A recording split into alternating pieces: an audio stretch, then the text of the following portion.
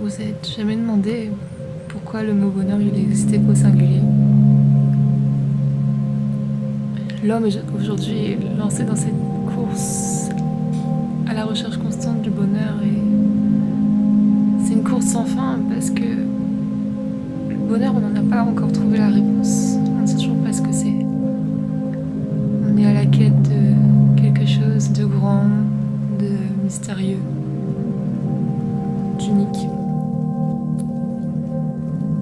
Mais le bonheur n'est juste qu'une multitude de mystères et chacun a son propre mystère.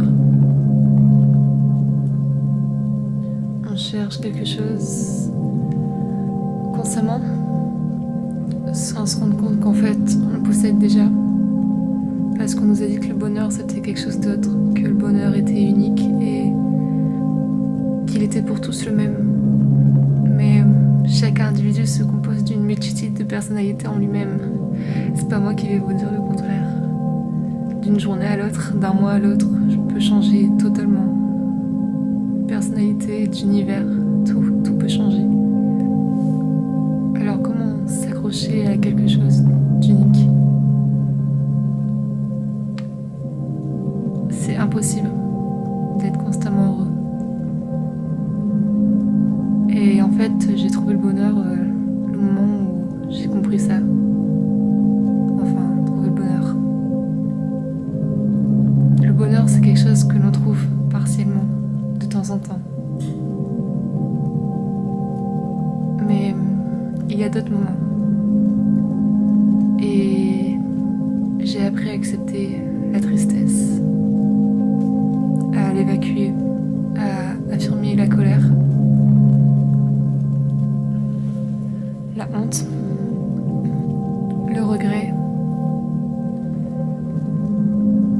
Tous ces sentiments-là, on veut nous les ôter. On nous dit qu'il faut juste être heureux et que c'est la seule chose à faire, mais je me suis rendu compte que cet état de béatitude, il était bien trop fragile. Pendant très longtemps, j'ai cru au développement personnel, celui qu'on nous vend aujourd'hui. J'ai commencé à acheter plein de bouquins, tous ceux qu'on voit dans les magasins, il y en a de plus en plus, avec tous le même titre.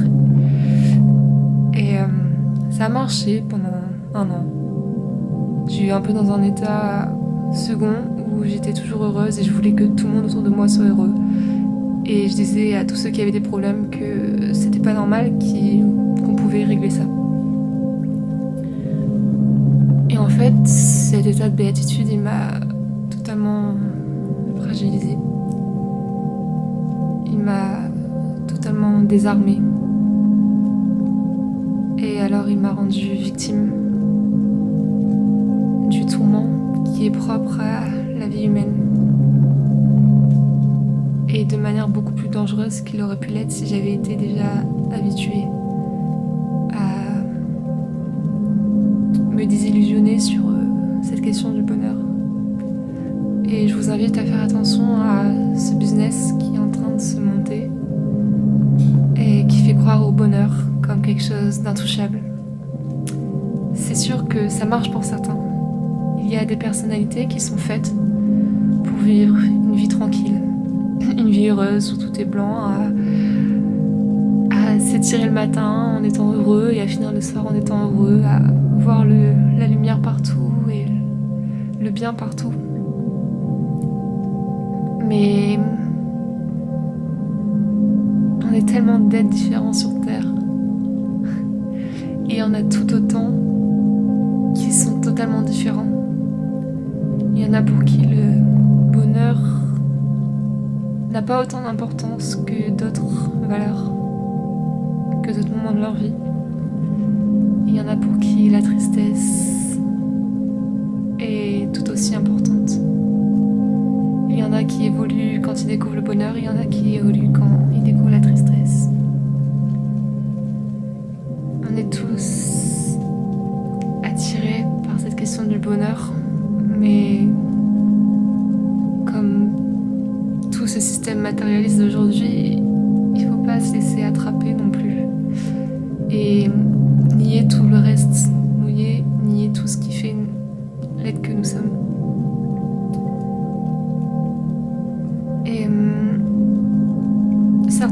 se sentir vivant, pour se construire. Ils ont besoin de défaites. Ils ont besoin de moments d'isolement et de désolement où plus rien ne va. Qui ont besoin de mélancolie, d'égarement. Et c'est ce que j'expliquais à mon psy des fois. Je lui disais mais je comprends pas pourquoi j'arrive pas à avoir envie d'être heureuse, à avoir envie d'aller mieux et d'être constamment bien. Et ce qu'il m'a dit ce jour-là m'a fait réaliser la réalité en fait. C'est qu'il y en a qui peuvent vivre à cet état de bonheur extrême constamment. Et il y en a qui ont besoin de tempérer, qui ont besoin de vivre au juste milieu, ni trop heureux, ni trop triste. Et il y en a d'autres, comme moi, qui ont besoin de ces petits coups de tristesse, de douleur,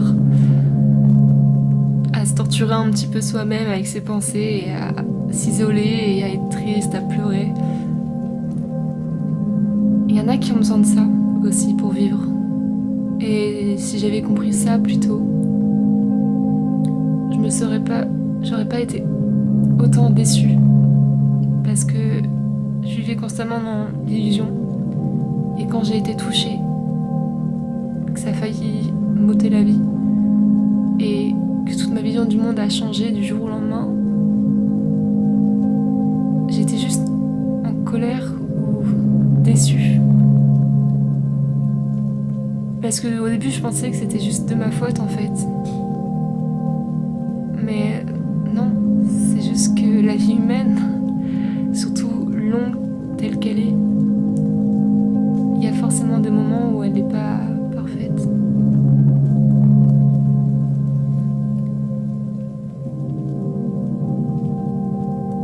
Le long fleuve tranquille qu'on nous vend n'est pas la route de tous. Certains sont une lueur constante et d'autres brillent par toutes les étapes qu'ils traversent. Et par toutes les étapes que j'ai traversées, aujourd'hui je me sens encore mieux. Parce que c'est ça mon message, c'est s'en sortir. Et il y en a pour qui c'est toujours aller bien, et il y en a d'autres pour qui c'est s'en sortir. Et je voudrais tenir la main à ces gens-là parce qu'on les a oubliés dans tout ce bonheur qu'on nous vend aujourd'hui. Dans cette société qui cherche à nous endormir sur tellement de choses. Je suis là avec vous et je vous comprends. Et n'ayez pas peur. La dépression, on en a fait un tabou, mais il n'y a rien de tabou dans tout ça. Toute douleur est devenue faiblesse.